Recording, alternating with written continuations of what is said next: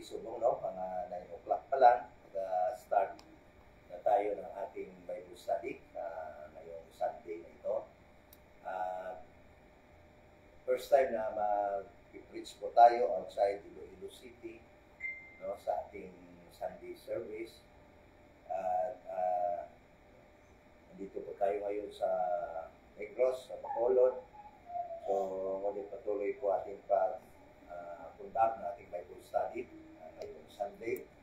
At patuloy din po yung pag-aaral natin sa Book of Acts, no? Sa ating series sa Book of Acts. At nandito na tayo ngayon sa chapter 17. Chapter 17. So, as recap, napag-aralan po natin yung chapter 16 last Sunday. That yung pagpunta, no? Ni Paul at saka ni Silas doon sa Philippi at yung mga pangyayari doon, no? Na nag-lead sa kanilang pagkakulong. Alam naman natin na yan din yung pamamaraan upang i-preach yung gospel doon sa jail guard sa Philippi at upang maligtas sila, no? Ang kanyang mga kasambahay, ng kanyang household. And at the same time,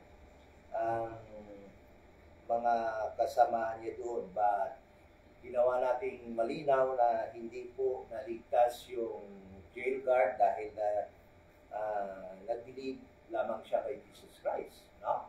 But yung pagkaligtas niya dahil doon na sa verse 32 na pumunta si Paul, no? Sa kanilang bahay. He was invited by the jail guard into their house. Ang sabi dito sa verse 32, and they spake unto him the word of the Lord, and to all that were in his house. So, ibig sabihin, lahat ng mga tao doon sa bahay ng jail guard ay naturuan at na-preach ni Paul doon ang gospel of the grace of God. They were taught, no, to believe that Jesus Christ died for their sins, He was buried, and rose again the third day. Kasi hindi po kasi yung gospel. Sa time na ni Paul, hindi po kasi yung good news, no, na mag-believe ka lang kay Jesus Christ. It must be specific na ang gospel na dapat na i-believe mo ay yung death, burial, and resurrection of Jesus Christ. Sa panahon ngayon ng pag-preach ni Paul, dahil panahon na ngayon ng dispensation of the grace of God. So, hindi po natin dapat kalimutan na yung gospel na makaligtas sa panahon na yan ay ang pag-believe lamang that Jesus Christ died for your sins, He was buried, and rose again the third day. Kasi, dapat po tayo mag-ingat dahil sa napakaraming nagtuturo din po, lalo na sa mga denominations, kahit na sa mga Baptist, na yung verse 31 ay kaligtasan na yun. Hindi kaligtasan yun, no? So, mami-mislead tayo, matuturuan tayo mag-believe sa gospel na hindi din makakaligtas. So, sayang lahat ng ating akala na believe na ligtas tayo, ngunit hindi pala dahil sa mga turo na hindi tama. So, the truth is that verse 32, sabi dito, and they spake unto him the word of the Lord. So, si Paul at saka si Silas, no? Kasi ang salitang ginamit dito is personal pronoun they. Ibig sabihin, Paul and Silas, no? At hindi sinabi dito ni Luke that we, ibig sabihin, Luke, no, exclude himself sa pangyayaring ito. Ibig sabihin, hindi siya kasama na nag-speak ng word of God to the group or to the house, no, to of Silas, no? So, yan po, na nilinaw po natin yan last Sunday. Sa ngayon din po, no, dagdag na kalinawan sa verse na yan. Kasi napakasikat po na verse itong verse 31. Hanggang dyan lang po sila. At kung naniniwala ka nga na si Kristo, ay anong paniniwalaan mo kay Jesus Christ sa panahon na yan? Nilinaw ni Paul na dapat sila maniwala that Jesus Christ died for their sins, He was buried, and rose again the third day. Okay? Yan po ang nangyari dyan. At alam naman natin na nung si Paul at si Silas ay bibitawan na from prison, no, Paul refused to be freed, no, without the consent of those who jailed him, sa mga officers na nagpakulong sa kanya. Knowing that Paul also was a Roman, medyo natakot sila, no, yung mga officers na yun. Gusto nilang free na lamang si Paul, no, at saka si Silas, but Paul, no, contended na dapat ay ando doon sila, no, na mag-release sa kanila, at ginawa nila yon at ni-release nila si Paul at si Silas. Then, mag-start na po tayo ngayon sa ating chapter 17, no, bilang patuloy sa pag-aaral natin ng ating series na pag-aaral sa ating Book of Acts. But before that, ito nga pala yung Little Dispensation of Grace Bible Church, ang tanging church na nagtuturo dito sa Iloilo that a person can only be saved by believing the gospel of the grace of God. At yung gospel na yan ay makikita lamang sa 1 Corinthians 15, 1-4, na si Jesus Christ ay namatay, bayad po ng ating kasalanan, at siya ay inilibing at nabuhay muli sa ikatlong araw upang tayo ay bigyan ng buhay na walang hanggan. Yan po ang tanging gospel na makakaligtas ngayon.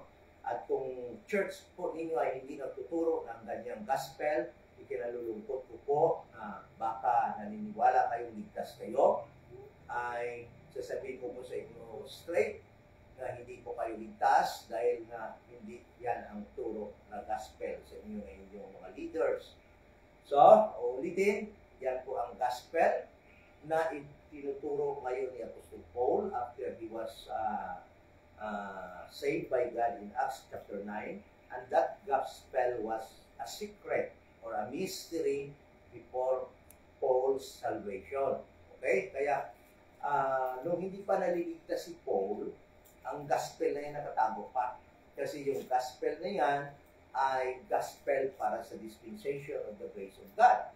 At kaya nga po yung mga leaders, pastors nyo, sa kung anumang denomination kayo kasali or member, ay tinitiyak ko kung ang gospel niya tinuturo ay before maligtas si Paul, sisiguraduhin ko sa inyo na yung gospel na yan ay hindi makakaligtas dahil most of the gospels na tinuturo nila ay galing or para sa mga Jews, sa mga Hudiyo sa panahon ng time past, specifically during ang earthly ministry ni Jesus Christ at sa succession na pag-preach ng mga apostles, the 12 apostles that was sent by Jesus Christ only to the Jewish people, to the Israelites, no, to the sons of Jacob, the 12 tribes of Israel. Okay? So, bago po tayo magpatuloy sa ating pag-aaral sa chapter 17, ay mag-pray po muna tayo. Ama na banal, nagpapasalamat po kami sa malaking opportunity at kahit na po sa ligtas ng pagbiyahe papunta dito sa Negros. Salamat sa iyong pag-protection sa amin. At we are praying, O God Lord, na sana sa pag-preach namin ngayon ay may mga soul na makikinig online at masave.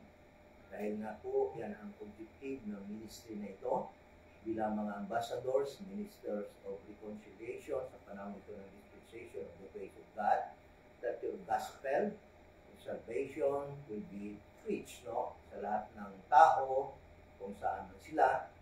Thank you so much for this opportunity kahit na po sa technology aming tinatamasa ngayon na magamit namin upang may parating yung kaligtasan sa mga tao. Thank you so much din sa mga gagawin natin ngayong araw na ito. We are praying na as we celebrate sa aming anniversary as Light Divider, thank you so much sa mga tao yung ibinigay upang maging kasama namin sa group na ito. Congregationally, kasama namin physically, at sa mga kasama namin online, sa malalayo po dito sa inyo. At yan ay dalangin namin na may patuloy namin ang gawain ito sa tulong namin effort kasama ng Holy Spirit that is in us, helping us sa pag-perform namin mga trabaho ngayon bilang mga ambassadors. Thank you so much. We pray in Jesus' name. Amen.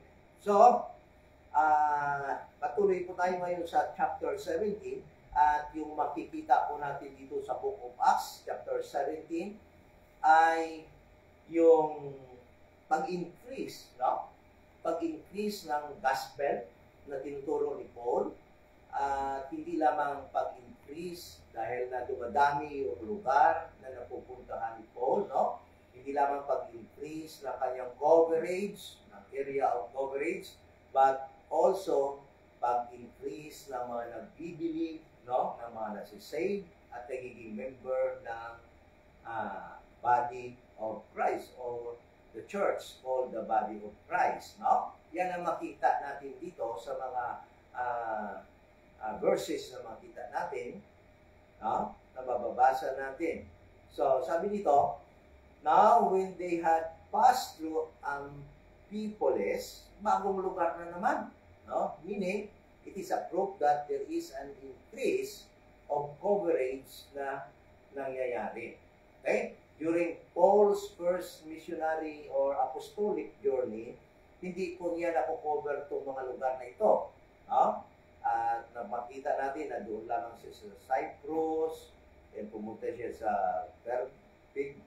Phrygia, sa Pamplia, no? Sa Galatia, doon sa Derbe, Lystra, hanggang umuwi siya, pabalik. Ngunit ngayon, mayroong increase, no? O increasing ang kanyang area of coverage na ngayong nagkasama sila ni Silas at saka ni Luke. At makikita natin dito at nabanggit yung mga lugar na Amphipolis, no? And then, Apollonia, they came also to Thessalonica. At alam naman natin, after Thessalonica, later, mapupunta din siya sa lugar ng Berea at later sa lugar ng Antioch sa chapter 18, no? Ng Athens. Okay? So, lumalawak yung area of coverage ni Paul, and at the same time, lumalawak at dumadami din yung mga nasisave at dumadami din yung mga kalaban na nagagalit kay Paul. Yan yung makita natin nga dito, increasing ang kanyang ministry, but increase in coverage of area, in terms of coverage of area, increase in terms of number of believers na naliligtas at nagiging member ng body of Christ, at nag-i-increase din yung number of, sabi natin, people na nagagalit kay Paul, yung mga kalaban ni Paul. Okay? So, hindi lamang yun ang makita natin dito, but in this study also, we will the Jews will be identified as the what? Number one enemy of the gospel, number one enemy of the gospel of the grace of God, and enemy of Paul. Yan ang makikita natin dito. Then, it will also be explained bakit nangyayari yun. Bakit ba talaga nagagalit yung mga Jews, no, sa gawain ni Paul? No? Actually, it was explained already, no, sa mga nakaraang Bible study natin. Then, at this moment of time also, ma-identify din natin yung pag-decrease, no, or pag-diminish ng gawain nila ni Peter. Okay?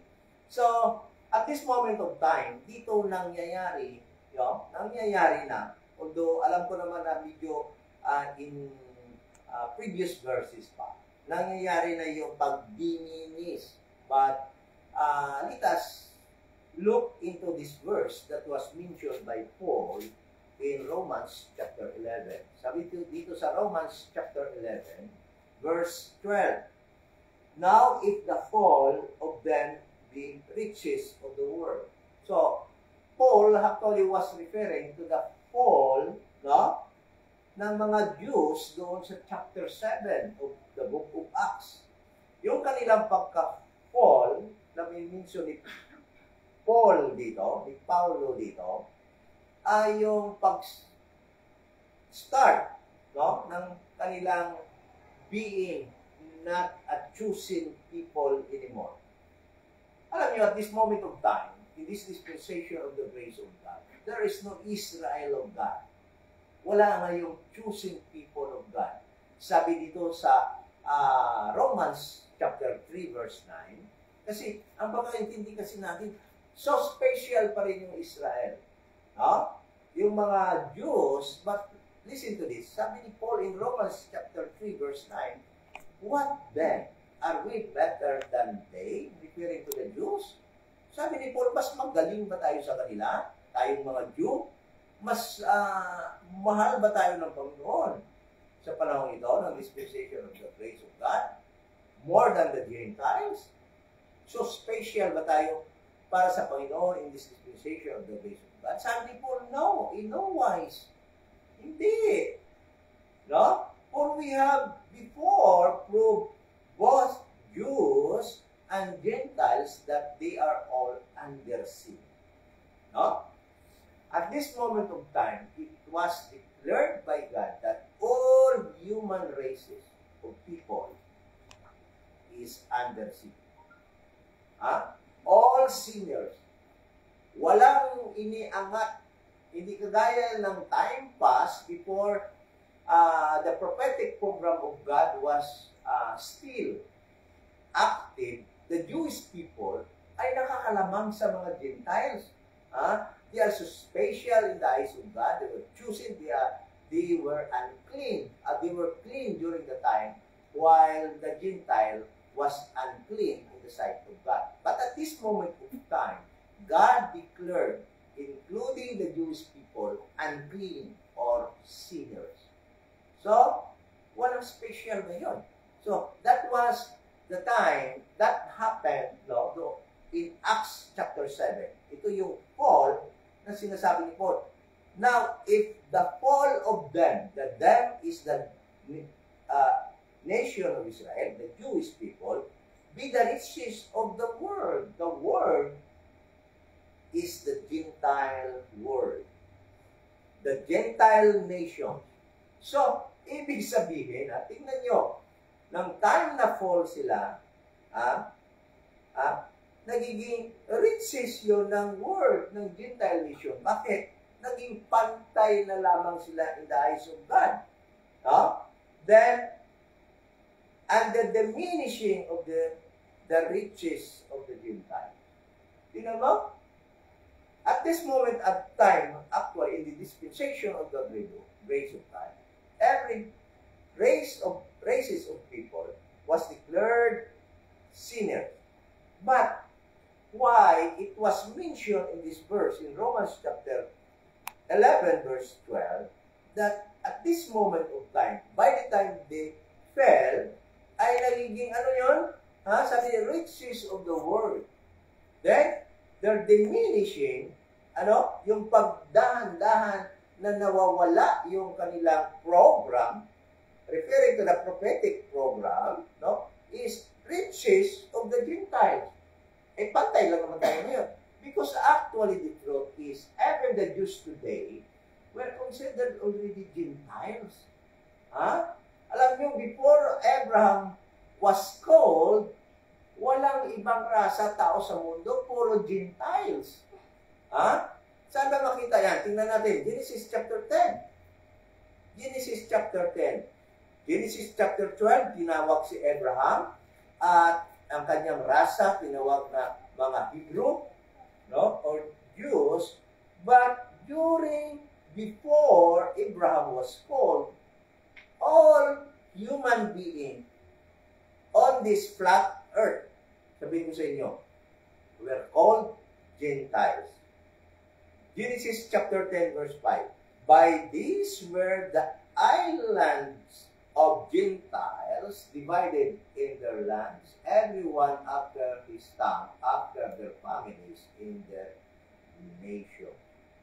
walang Jew, walang ano man dito, but lahat ng rasa ng tao, Gentiles. At this moment of time, nung na-feel ang Israel, actually, the truth is, all people in the eyes of God are Gentiles. That is why, maintindihan natin kung bakit si Paul himself called himself as what? As apostle to the Gentiles. Anong sabi ni Paul? In Romans chapter 11 verse 13, sabi niya, the next verse, for I speak to you Gentiles, in as much as I am the apostle of the Gentiles, I magnify my office. Could you imagine that? Sabi ni Paul, I am the apostle of the Gentiles. Why? Was Paul not teaching to the Jewish people? He was. Si Paul ba sa panahon ito, hindi na nagtuturo sa mga Hudyo? Nagtuturo siya sa mga Hudyo.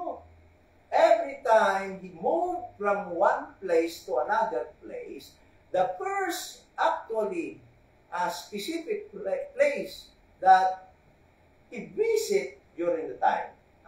Anong pinupunta niya una? The synod of the Jews. But bakit sinabi niya, I am the apostle of the Gentiles? Bakit hindi niya sinabi, I'm the Jews? Because God, in this moment, at this moment of time, sa dispensation of the grace of God, ay wala ng Jew. Actually, lahat ng tao ngayon, Gentile. Back sa Genesis chapter 10, verse 5, na puro Gentile ang tao, walang Jew. Because Abraham, during the time, the Hebrew was not being called by God and made him and promised him to become a great nation, a Jewish nation. Okay? So, sabi niya dito, yung during sa time pass, during sa prophetic program ng panahon sa Israel, the Gentiles ay wala without God, without Jesus, without Christ, aliens from what? Aliens from the Commonwealth of Israel. Hindi sila kasali sa programa ng Panginoon doon. Not unless na i-bless nila Israel. It was conditional. There was a condition for them to be saved during the time. Kailangan nila magpailalim sa Israel, kailangan i-bless ang Israel. And alam mo yung Samaritan woman sa Matthew chapter 15, verse 24, talaga nakakaintindi ng ganong sistema ng Panginoon. Kaya sabi niya, yes Lord, pero yung mga dogs naman ay, anong sabi niya? Ay kumakain din. Or makakain din. No? Ng mga nag-spill over o yung mga nag-flow from the children. So, ibig sabihin niya, Lord, kami mga Gentiles, maliligtas din naman sa pamamaraan ng pag-flow ng blessing from Israel. That was, kaya sabi ng Jesus Christ, na-save itong babae nito because of her knowledge and faith to the program that was inactive during the time. Okay? Napakadali lang naman maintindihan to eh. No? So, yun. At this moment of time, the ministry of Paul was increasing. Talagang lumalaki ang scope, area of coverage, lumalaki ang number of people na naliligtas, at lumalaki ang mga kalaban na nagagalit sa kanya. Okay? So, sabi niya dito, balik tayo sa Acts chapter 17. So, and Paul, as his manner, went into them, and 3 Sabbath days reasoned with them out of the Scriptures. this was a lengthy explanation, preaching of the gospel of the grace of God. Ilang Sabbath? Sabi niya dito, 3 Sabbaths. No? So, why Sabbaths? Because sinaguga ito at yung mga pumupunta dito are the Jews and Gentile, no? Proselyte Gentile na pumasok na, nagiging citizen na ng mga Hudyo at nagbibilieve sa kanilang religion. So, then sabi dito, opening and alleging that Christ must needs have suffered. At this moment of time, Paul started, no, nag-umpisa siya sa suffering ni Jesus Christ so that they will be able to understand who o kung ano yung kanyang pinipreach, no? At itong pagturo sa kanila ni Paul na yung Christ. So, ibig sabihin, pumunta si Paul sa foundation, no? Kung paano sila maligtas. No, itong Kristo, itong Savior na ito, no? Ay kailangan mag-suffer, kailangan magtiis, no? Or mag-suffer ng crucifixion, no? Ng so much pain, no? Then sabi dito, and risen again from the dead. Okay? So, he was teaching somebody, he was pointing to somebody na kung saan nangyari yun.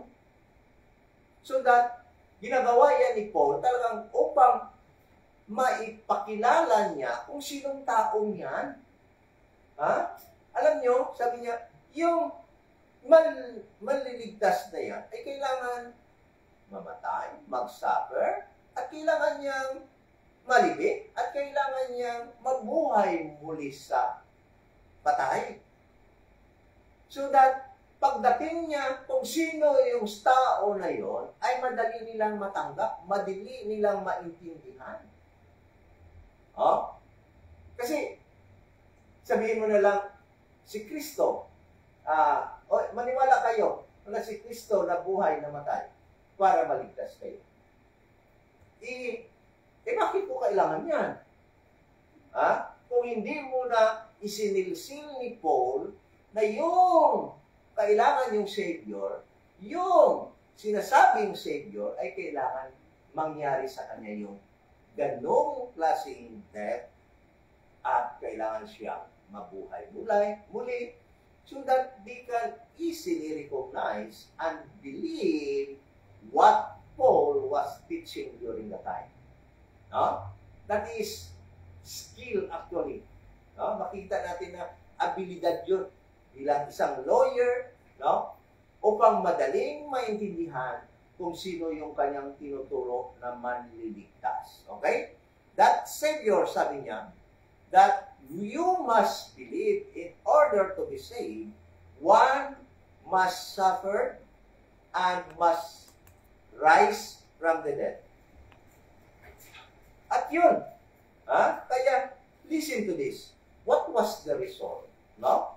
Kaya alam nyo, kailangan yung lesson natin na makuha dito is, we must study, no?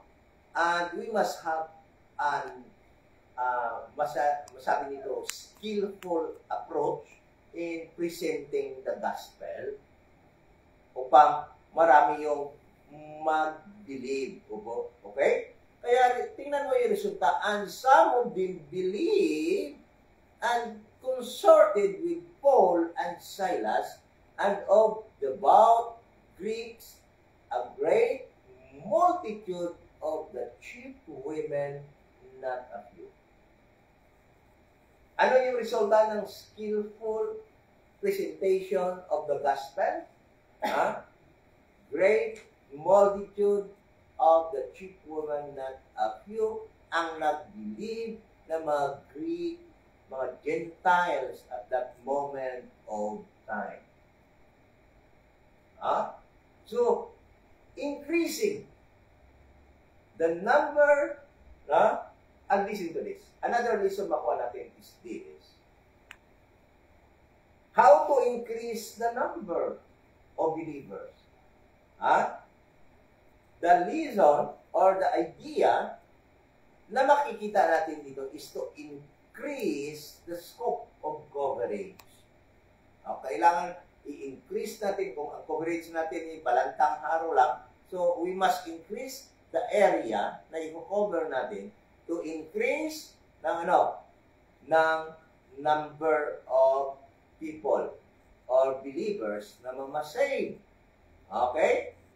But, what to expect? At this moment of time, but the Jews, verse 5, but the Jews which believe not, moved with envy. Ilang beses natin ito nabasang envy, talaga yun yung simula talaga. Yun talaga yung kanilang dahilan. Bakit nagagalit sila kay Paul? Bakit sila nagiging enemy ng gospel of the grace of God? And that was because of envy. Dahil sa, ano yung envy sa Ilocos? Hisa. Sa Tagalog. Inggit. Mas maganda pakinggan sa Tagalog. Dahil sa inggit, kaya sila, what? Naging enemy of the gospel of Paul, the gospel of the grace of God, the gospel of Jesus Christ. Kasi, kaya po binabanggit talaga na gospel of Jesus Christ. Kasi maraming nagagalit pag sinabi mo gospel ni Paul. O si Paul na naman, sikat na naman si Paul. Ganun talaga sasabihin nila. Talagang nililift up niyo si Paul. Kaya, ayun, hindi kay Paul gospel. The truth is this is not Paul's gospel, but it was entrusted by Jesus Christ to Paul. No other person, sabihin ko sa inyo, no other person, this gospel was entrusted by Jesus Christ first. Yes, it is now entrusted to you, sa atin ng mga ambassadors. Ipinagkatiwala na sa atin ngayon ng Panginoon yung gospel nito. But it was entrusted first to Paul by Jesus, kaya nakarating sa atin. Kaya, I'm so sorry to those people that are very angry with Paul. Bakit kayo galit kay Paul? The truth is this, I'll tell you frankly. Those who are angry with Paul actually is no different with Satan. Wala kayong kaibahan kay Satan. Why? Satan was very angry with Paul. That is why he buffeted Paul everywhere. Kaya binubugbog ni Satan si Paul. Kaya sabi ni Paul, nagkaroon ako ng thorn in the flesh. It was not a thorn that many people understood or ang pagkakilala nila, hindi yun talaga boil, na mga hubag-hubag sa balat ni Paul, ang baho ni Paul, pagkakataon. Hindi yun. Ang ibig sabihin doon, si Paul, kahit siya pumunta, binubugbog, kinakalaban, ino-oppose ng mga Jewish people, the enemy of the cross of Christ, and they were actually men being influenced by Satan. Kaya kung ikaw galit ka kay Paul ngayon, wala ka talagang kaibahan kay Satan. Bakit galit si Satan kay Paul? Because si Paul was entrusted by Jesus Christ, the gospel that can save a soul in this dispensation of the grace of God. And Satan, actually, hindi niya gusto na maligtas ka. Hindi niya gusto na may kaluluwang maliligtas. Kaya listen to this. If you preach John 3:16 for salvation, sabi ni Satan, go ahead. Go ahead. Okay? If you preach salvation, convincing people to believe, John 1:12, go ahead, sabi ni Satan, preach on. Kaya madidinig mo sa ibang baptist, preach on. Alam mo, ganun yung word ni Satan, preach on, tapi hindi naman yan nakakaligtas . If you preach salvation by repentance, sabi ni Satan, go ahead. Tuwang-tuwa si Satan dyan. If you preach salvation, no, the way Lordship salvation is preached, then sabi ni Satan, okay, go ahead, my guy, walang epekto yan. Tuwang-tuwa si Satan yan. But bakit galit siya kay Paul? Kasi yung tinuturo ni Paul, yan yung tamang gospel na makakaligtas ngayon at hindi gusto ni Satan na maligtas ka. So, sabi nito, but the Jews which believe not, the unbeliever Jews, move with envy, talk unto them certain lewd fellows of the baser sort and gathered a company. No? Listen to this. Listen to this. Ano? Word na company. Ang word na company, anong pagkaintindi nyo? It's a small group or a large group? It is a large group of people. Sabi niyo dito, and set all the city on an uproar and assaulted the house of Jason and sought to bring them out to the people. Akala ni Paul, ano doon si Jason? Akala nitong mga unbeliever Jews na ito, na nag-gather ng maraming tao, no? Company of people, at nag-set ng uproar and assaulted the house of Jason. Akala nila doon pa si Paul. No? Akala nila, hindi naman sabi dito, doon, but hindi nila nahuli. Ang nahuli nila ay si Jason mismo, yung may-ari ng bahay na yun, na nakita nila na si Paul ay doon. Okay? At si Silas. Then sabi dito in verse 6, and when they found them not, hindi nila nakita si Paul, they drew Jason and certain brethren unto the rulers of the city. Dinala nila doon si Jason, no? Sa mga ruler ng city, then sa mga officers ng syudad, okay? Ba siguro sa mayor, mga kaano nila, alibay, no? You see, makita natin, the influence of Satan at this moment of time is no difference at this very present time. The influence of Satan goes deeper to the, sabihin na natin, hindi naman siguro matitinig tayo dito, hanggang sa mga officers ng gobyerno. Doon talaga. Kaya hanggang ngayon, makikita natin, most of the people in government, actually, they were Satans. Influenced by Satan. Kaya tingnan mo how corrupt is government. Not only in the Philippines. Not only in the Philippines. Sa lahat ng almost all nations in the world. Including the so-called Israel right now. Kala nyo, ang ganda ng nagpapatakbo ng Israel. They are actually Zionists. They were sent by United Kingdom, no? The United States, allied with the United States to run the government in Israel. Where are the Jews during the time? Alam niyo kung saan ang Jews during the time? Nung time na yon? They were all scattered to the nations. And they are still there. Jews are still in the nation, throughout the nations. And the gathering of them, actually, that happened in 1948, as many people said. Hindi nangyari yung sa 1948. They were all Zionists ang pinadala doon. They were men, no? indoctrinated by US and Britain government to run the government in Israel. No? The true Jewish people were scattered until now to all nations.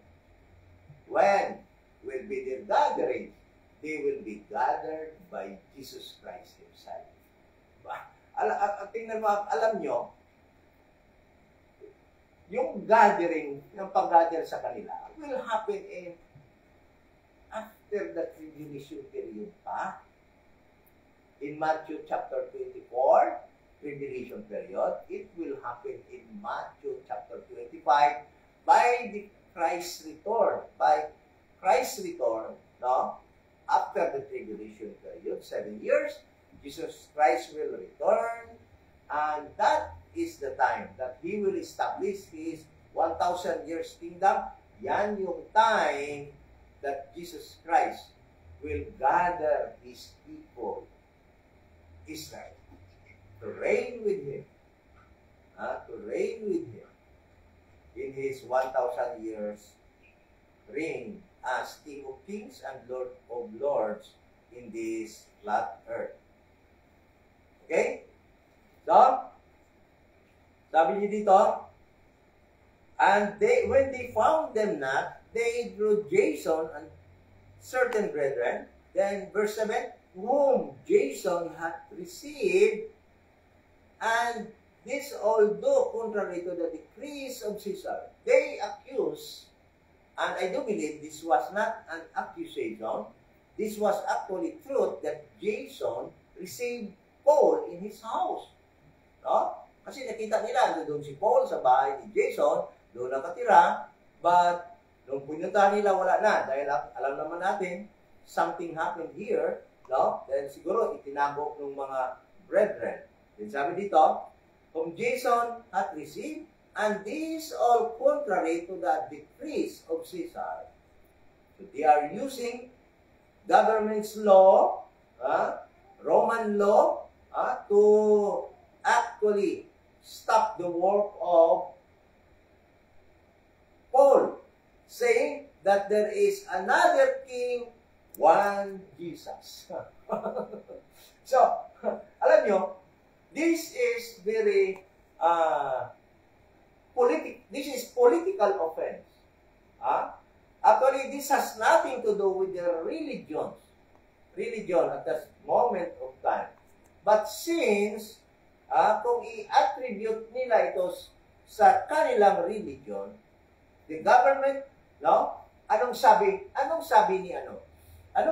ni, naalala nyo ba doon sa later part ng Book of Acts na ito? Nung inaccuse na nila si Paul sa kay King Agrippa, anong sabi? The matter that you brought her is all about your belief at kailangan yung ayusin yan. Inside problem yan sa inyong mga Jews. No? But at this moment of time, they accuse Paul of what? Political offense. Bakit political offense? Kasi ang sabi nila, yung tinuturo ni Paul, there is another king other than Caesar. Matutuwa ba Caesar dito? Talagang ikukulong ka dito. Talagang papatayin ka dito. And this is all about politics. No? Saying that there is another king, one Jesus. Ito yung maling akusasyon talaga. Maling-mali. Bakit? I do believe that Paul at this moment of time was teaching how to be saved through death, burial, and resurrection of Jesus Christ. Paul, having enough understanding of the dispensation of the grace of God, will never teach. No? Hindi si Paul loko-loko na magtuturo siya ng kanyang ikakapahamak sa lugar na ito na occupied ng Roman Empire during the time, teaching that very, what we call this, high political offense, no? Halos high level of political offense, attacking, saying that there is another king other than Caesar. Hindi gagawin ni Paul yun. I don't believe this is fabricated accusation. Pinabricate lang nila so that the government will be angry to Paul and his companions during the time. So that the government, the officials of the city will support them, which was actually materialized at the time. Nagiging kakampi nila yung mga city officers in the town, in Thessalonica, which resulted actually to Paul and Silas and Luke expulsion from that city. So sabi dito, and they troubled the people and the rulers of the city. So anong epekto yun sa mga rulers ng city at sa mga tao? They were troubled. Mayroon palang ibang hari? Mayroon palang ibang hari other than Caesar? Ano yun? Baka mag-revolt against kay Caesar yun? Baka mag-rebelde at baka makigira kay Caesar yun? So they were troubled, actually, sabi dito. And the people, and they, those false accuser of Paul, those Jewish people, unbeliever, enemy of the cross, enemy of the gospel of the grace of God, caused trouble among the people and the rulers of the city. When they heard these things, nung pakinggan nila yung mga sinasabi ni Paul. Okay? Verse 9. And when they had taken security of Jason and of the other, they let them go. What security? Ibig sabihin,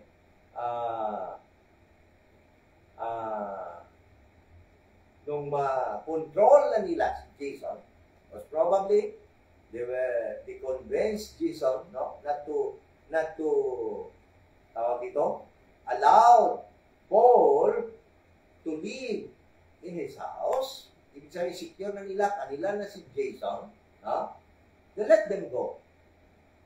Then sabi dito in verse 10, and the brethren immediately sent away Paul and Silas by night. Yung gabi din yun, Silas at si Paul, ay pinaalis ng mga kapatid galing sa Thessalonica, and at that moment of time, they went unto Berea. Another new place, opportunity to preach the gospel upang mag-increase pa rin yung mga members ng body ni Christ na ma-save, and another area of coverage na nadagdag sa area na dating inabot na ng gospel of the grace of God. At ito yung lugar ng Berea. At ang lugar na Berea, ito yung sinasabi dito sa Bible na the people there actually were called noble. Okay? Sabi nito, verse 10, and the brethren immediately sent away Paul and Silas. Listen to this now, before I continue. So sabi dito, in verse 5, but the Jews, at this moment of time, it was already clear and identified that the people that are against the teaching of Paul are the Jewish people. Why not Gentiles? Hindi nyo ba bakit hindi mga Gentiles yung galit kay Paul? Bakit mga Jews yung galit kay Paul? Kasi at this moment of time, alam naman natin yung mga Jews, they believe they were actually chosen At meron silang tinatawag na age, no? Than the Gentiles. At yung pagkaintindi nila that salvation is only for the Jews. John chapter 4, verse 22.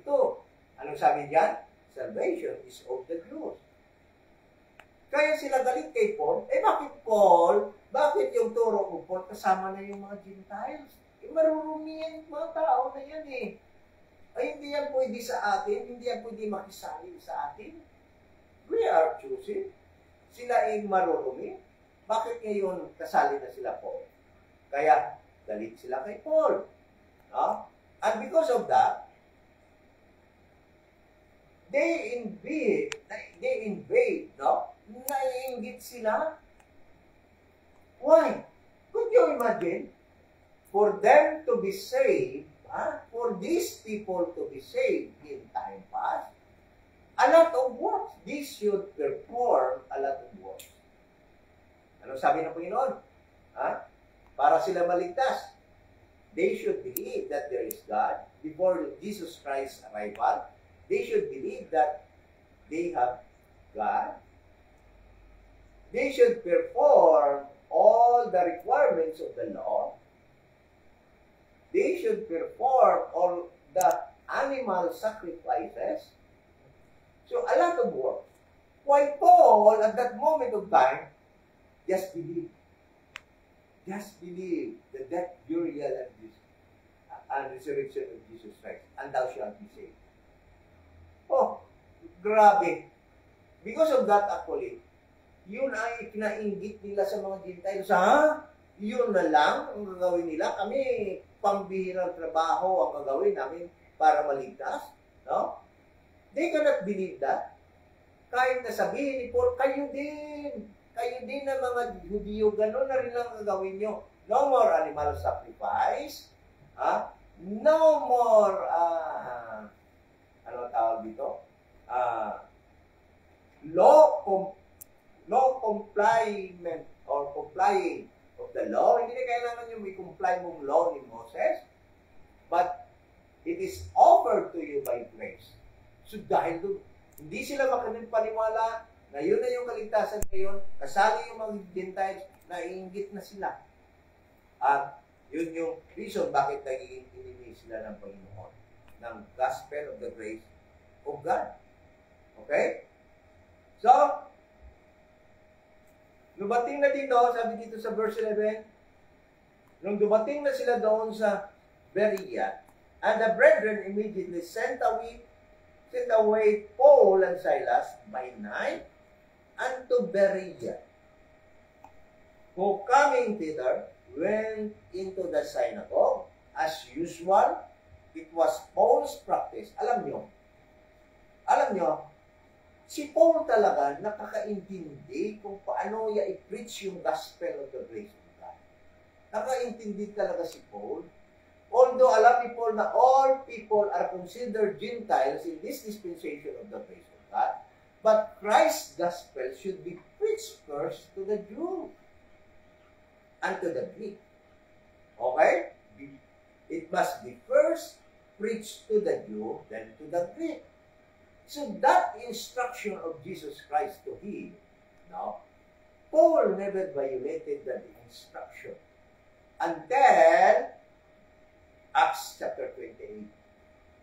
When the time comes that the prophecy in Isaiah was already fulfilled, that the Jews, even though they have an ear, they cannot hear, even though that they have eyes, they cannot see, and they cannot understand the word of God. Doon na. Kaya sabi ni Paul, ayaw nyo? From now on, I will just go to the Gentiles. Okay? But before that, before Acts 28, actually, Paul was obedient to the commandment of Jesus Christ to preach first the gospel of the grace to the Jewish people.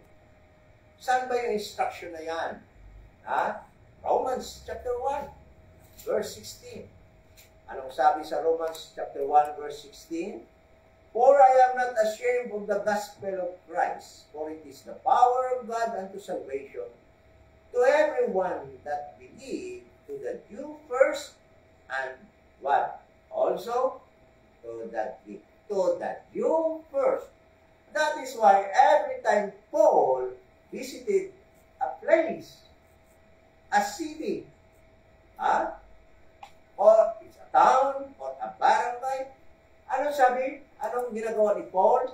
Pupunta kaagad siya sa sinagoga, kung saan doon ang mga Jewish people nag-iipon sa lugar na yan. Okay? Sabi dito, and they were, sabi dito in verse 10,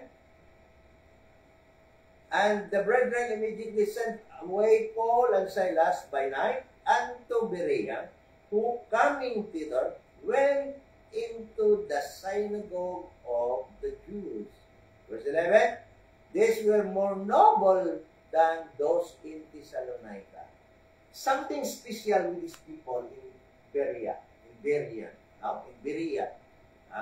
Something special na wala doon sa mga taga-Thessalonica. Yes, there were great quantity of people ang naligtas sa Thessalonica, but these people in Berea, ay possesses different or something more noble, na ikinaangat nila according to Paul sa mga Thessalonica. And what is that? Ang sabi dito, in that they received the word with all readiness of mind. Alam mo, kung iniisip ko, how did the Thessalonians receive the word? No? So, the Berea received the word with readiness of mind. Ibig sabihin, they were actually very fast in recognizing the true word of God. Madali nilang ma-recognize, madali nilang ma-analyze, makita kung ano yung pinipreach ni Paul. Ibig sabihin, less effort on the part of Paul. Alam mo minsan, ang hirap din magturo sa matagal makakaintindi, di ba? Sa iyo na lang tuturo, napakarami mong i-insert na effort, just to be able, that person na medyo mahina makaintindi or walang readiness ng mind na mag-accept ng tinuturo at mag-usisa kung tama ba yun. Okay? But what was noble, according to these people in Lydia, is that they have readiness of mind. Talagang pagdating ni Paul at pagturo sa kanila, they were so glad, at talagang accepted nila yung mga madali nilang matanggap. The reason for that is that they search the scriptures. So pagsabi ni Paul, ang bilis nila, talagang hinahanap agad nila sa scripture, kung ano yung sinasabi ni Paul. Okay?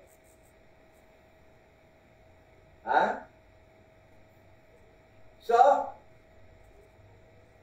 we search the scriptures daily, whether those things were so, kung tama ba yun? Tama ba itong sinasabi ni Paul? Correct ba ito? Maka-house shout to si Paul? Alam mo, talagang sorry ako sa mga tao na nagsasabi si Paul, ay isang false prophet, false teacher, and the truth is that that is the result of not being like a Berean. Kasi hindi ka nag-uusisa ng scriptures, kaya mo lang nasabi na si Paul is satanic.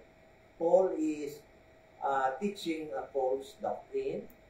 The reason is that hindi ka naging brilliant, hindi mo inuusisa kung bakit si Paul maraming contradiction na teaching kay Christ. The reason kung bakit nila sinasabi na si Paul is not actually a true preacher, apostle. Dahil nakikita nila yung tinuturo ni Paul, maraming contradiction sa turo ni Jesus Christ at sa turo nila ni Peter.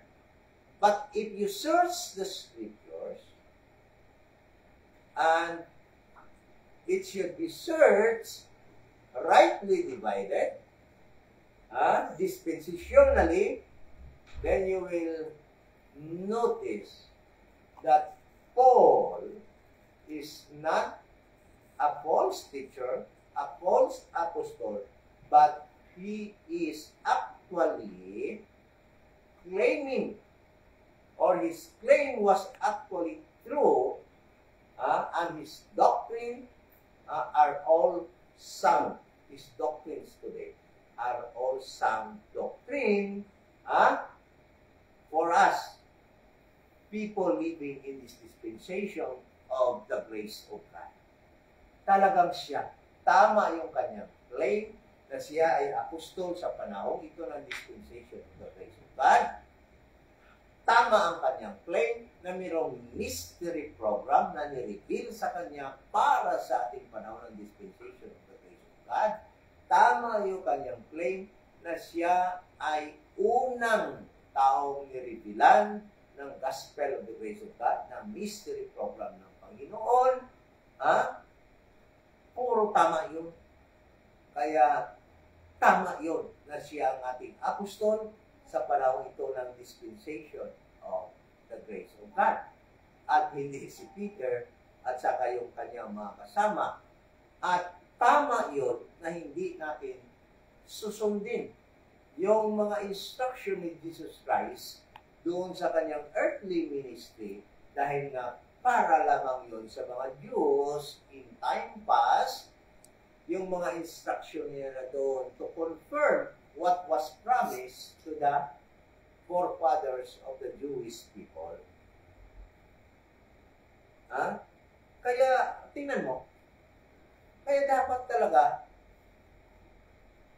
people of today must be like the Berean. We must search the scriptures whether it be so. Tama ba yun? Whether it were so, sa tinuturo according dito sa Bible. So kung titingnan natin talaga, alam mo, for 30 years I was a Baptist, no? Talagang oo lang ang ating gagawin pag sinasabihan tayo ng ating mga pastor.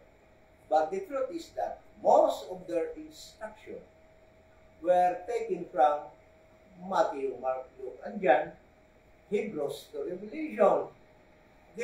Most of the pastors actually skip the 13 books that was written by Paul. Why? Because it will go against the doctrine that was taught by Jesus Christ in his earthly ministry. It will go against the book of Romans to Revelation. Talagang contrary yun, contradicting yun, yung mga instruction doon. Kaya, claiming that they actually, the Israel of today, kaya gusto nila yung mga teaching doon sa Matthew, Mark, Luke, Hebrews to Revelation, dahil those doctrines written therein are actually support their claim to be Israel of today. And that is called replacement theology. Okay? That they are now the replacement of Israel because Israel are blinded. Bakit kasi daw marumpak yung tukuan mo.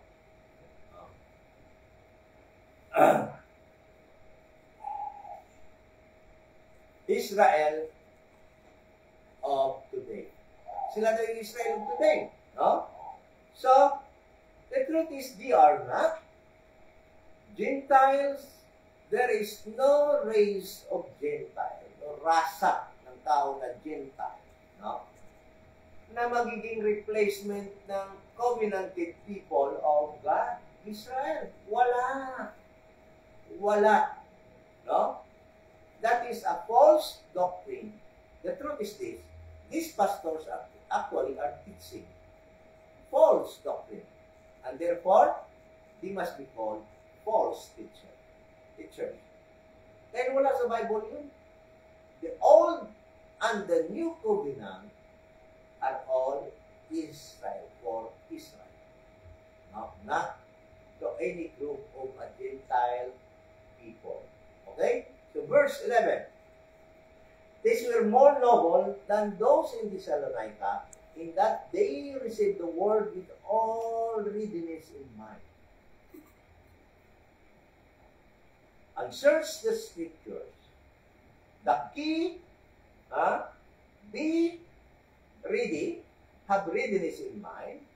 No? That is how these people learn the truth. The key of having mentioned to be more noble than this Israelite, because they have readiness of mind, search the scriptures daily, whether those things were so. Verse 12, therefore, many of them believe. Okay, ganito. Listen to this. I will ask you a question. Why do you think there are many in Berea believe? Do you think mahihina ang utak nila? Bakit sila nag-believe? No. That was the result of their readiness of mind and their searching of the scriptures, and not only for sometimes, but every day. Every time Paul spoke unto them, sinisearch nila sa scriptures whether it were so. And the result of that is that they were convinced Paul was talking the right thing. Tama yung sinasabi ni Paul. And the result, many believe Paul. Kaya tingnan nyo, kayo, kinakalaban nyo lang si Paul, ba't hindi nyo naman sinisearch ang scriptures whether Paul were so or tama ba si Paul? Dahil you were brainwashed by your pastors that we must follow the instruction of Jesus Christ in Matthew, Mark, Luke, and John, Hebrews to Revelation. And it has skipped the 13 books of Paul. Because Paul do not command the people to tithe.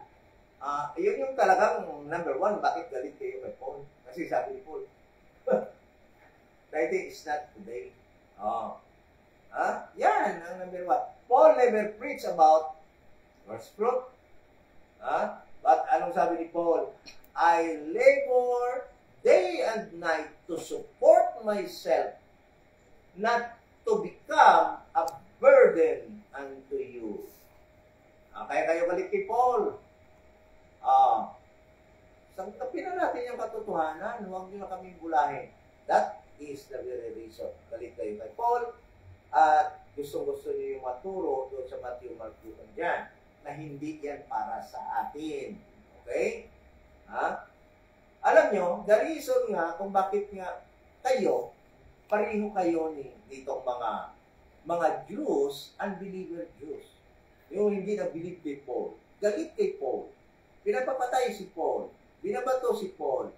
Bakit? Bakit? Anong reason? Dahil galit sila kay Paul. No? Because Paul preached different gospel. Preaching. Okay? Verse 12, therefore many of them believe also of honorable women. Oy, hindi basta-basta naniniwala kay Paul. those people na naniniwala na believe kay Paul, they were honorable women. Men and women. Which were Greeks and of men not a few. They were all honorable. Hindi basta-basta mga tao to. Hindi ito basta-basta mga tao na pwede lang lukuhin. Ito yung mga tao talaga nagsisearch ng scriptures, nagbabasa, nag-aaral. Hindi ito yung mga umuupo lamang sa harapan ng pastor at magsabing, yes sir, yes pastor, yes pastor. Nagsisearch sila ng scripture. Are you doing that? Ginagawa niyo ba yun? O puro lang kayo, okay pastor, thank you pastor, salamat pastor, welcome again pastor. Kaya kayo naloko ng pastor nyo dahil di kayo nagsisearch ng scripture. Ito na naman, verse 13, tingnan mo, ano sabi dito? But when the Jews of Thessalonica acknowledged that the word of God was preached, ito na naman, naiinggit na naman sila. Ang layo na yung Thessalonica, pumunta na naman sila yun sa Berea upang mag-steer na naman ng galit kay Paul. You know, but when the Jews of Thessalonica acknowledged that the word of God was preached of Paul, alam mo, at this moment of time, si Barnabas nagpipreach din mo, but in different location. Kasi si Barnabas at saka si John Mark, magkasama. But listen to this. Kay Paul sila galit. Tingnan mo. God was preached of Paul at Berea. They came thither also and stirred up the people. Ayun naman.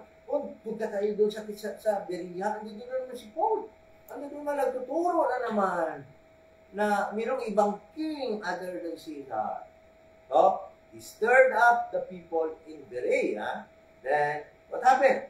And then, immediately, the brethren sent away Paul. Ang gagaling naman ito mga brethren na ito. You know? So, the brethren, ang kapatiran, sent away Paul. Alam nyo, yung kapatid natin, si Attorney Julio Abinal, meron siyang magandang tawagan na itinuturo sa atin. Mention niya daw, sabi niya, kasi part daw tayo ng body ni Christ. So, tawagan na natin part Jumaria, part Attorney Abinal. Okay din naman yun. Okay din naman kasi, because we were part of the body. We are part of the body of Christ. But, it is not bad to call somebody, members of the body of Christ, brethren or sister or women. Okay, sabi dito, and then immediately the brethren, brother, diba? Sister, tawagan din niya ng members of the body of Christ. Pero hindi sinasabi niya na tawagan na tayo ng part. Walang masama. Okay din yun. Because we are part of the body of Christ. But, hindi naman pwede na masama yung hindi tayo magtawagan ng brethren. Kasi sabi nga dito, and then immediately the brethren. Dito sa previous verse, sinabi din yun. The brethren. The brethren, ang kapatiran, so kung lalaki, brother, kung babae, sister. Paul sent away Paul to go as it were to the sea, but Silas and Timotheus abode there. So, alam mo, sa pagmamadali ng mga brethren, hindi nakasali si Timotheus at saka si Silas, naiwan sila doon sa Berean. Okay? Sabi dito, si Paul, napadala nila, na-travel nila, it were to the sea, but Silas and Timotheus abode there still. At this moment of time, kasama na nila si Timothy. Dahil nga doon sa pagdating nila doon sa ang lugar na yun, ay nakasama na nila si Timotheus, si Silas, si Timotheus, nakuha nila, nakasama ni Paul, sa Luke. So, and they that conducted Paul brought him unto Athens. Yung nagdala kay Paul, nag-travel kay Paul, yung nagpuslit kay Paul from Berea, no? They brought Paul unto Athens. Okay? And receiving a commandment unto Silas and Timotheus, for to come to him with all speed, they departed. No? So, after they brought this group of people, no, brought Paul unto Athens, they received a commandment that instructing them, no, the instruction was that they should bring also Silas and Timotheus in fastest way papunta doon sa kay Paul, no? Kaya hinihintay ni Paul doon sa Athens yung si Silas at saka si Timotheus. Now in verse 16 sabi dito, now when Paul waited for them, habang naghihintay si Paul doon sa Athens. So at this moment, maintindihan natin how urgent, how emergency, na kailangan talaga i-move si Paul from another place. Bakit? Sa Thessalonica, gusto na nilang patayin si Paul, gusto na nilang asaktan si Paul, hinabol nila doon sa Berea. So, the message actually was very clear that there was an urgent need for Paul to be transferred from another place, or else he will be killed by these Jewish people who was after his life because of the gospel of the grace of God. So, sa pagmamadali nila, talagang naiwan doon si Timotheus at si Silas doon sa Berea. At nung madala na nila si Paul sa Athens, they were instructed by Paul, please bring immediately Silas and Timotheus to me here in Athens.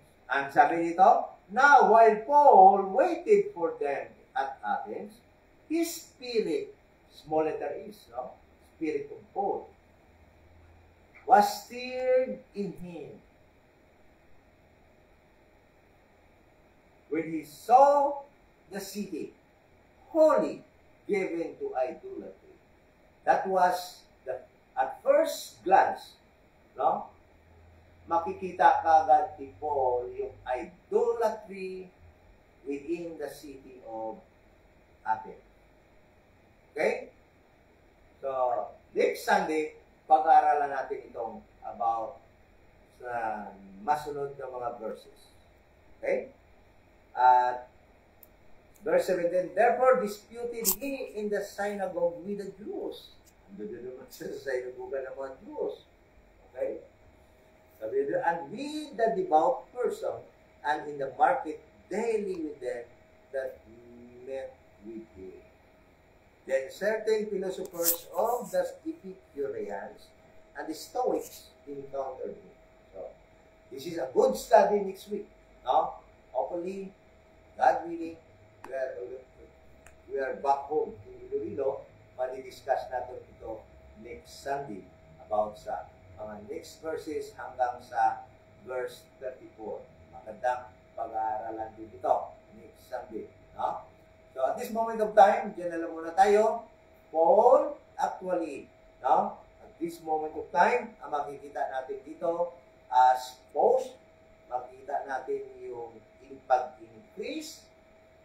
Paul's gospel was actually increasing at the time. Okay?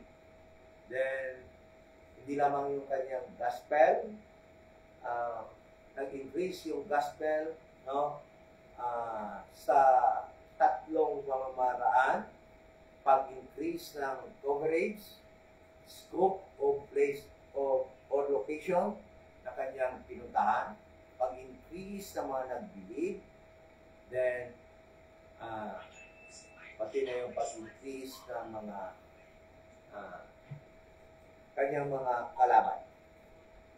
Then, makita din natin yung na-identify natin sa study na to kung sino yung mga enemy ng gospel, sino yung kalaban talaga ng gospel, at sinabi dito na yung mga Jews, unbelieving Jews, no? Hindi makabilib sa gospel of the grace of God. Then, makita natin yung pag-decrease. Why? Bakit natin na-mention yung pag-diminish ng gospel of the kingdom? Dahil at this moment in time, there was no mention of Peter and his group preaching the gospel of the kingdom. So yung Romans chapter 11 verse 12, the diminishing of Peter's gospel during the time now happened in this time. At this time, no? Nangyayari na nag-diminish na sila. Kaya makita natin hanggang Acts chapter 28, there was no mention, there is no mention of Peter and his group still preaching the gospel of the kingdom. Wala na.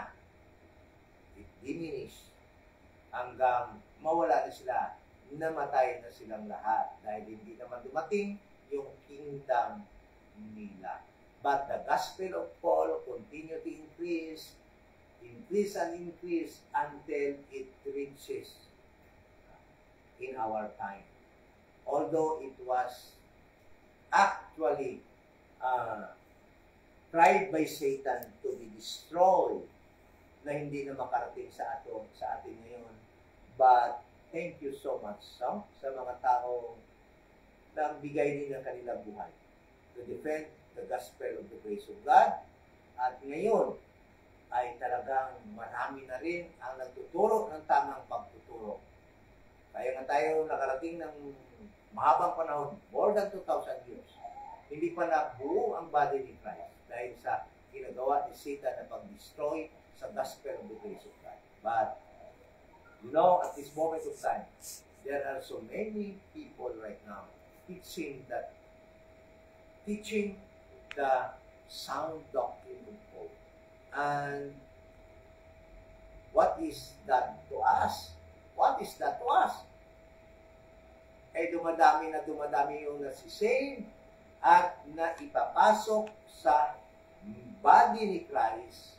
Ibig sabihin na papabilis ang completion ng pag-build ng body ni Christ, na papalapit ang ating blessed hope, na papalapit ang ating pag-alis sa mundong ito by way of corporate rapture. Okay? So, thank you so much. Thank you so much sa inyong pag-join sa ating Bible study at this moment sa araw na ito. So, you have questions, just write in the comment section. Then, bibigyan natin ng atensyon na mabasa yan at ma-answer sa iba pa nating mga programs sa ating Bible study. So, kumusta ang audio?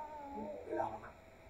Okay, so let us pray and end this Bible study. Ama na banal, salamat sa aming opportunity na iyong binigay, makapag-aral ulit kami. Kahit na po, wala kami sa aming base doon sa Iloilo. Only thank you so much sa opportunity. Salamat, lalo na sa mga kapatid na nandito, spending their money, time to be with us, to celebrate our anniversary as RD. At alam namin,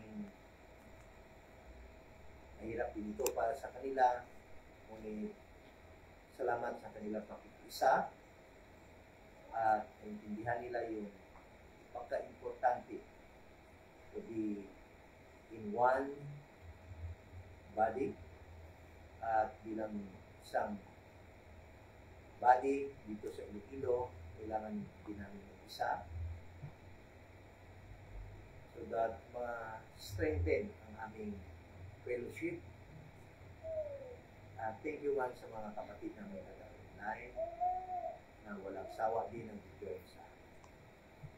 Higit sa lahat, salamat sa iyo sa lahat ng bagay na binigay sa amin, spiritual at mga material na mga bagay.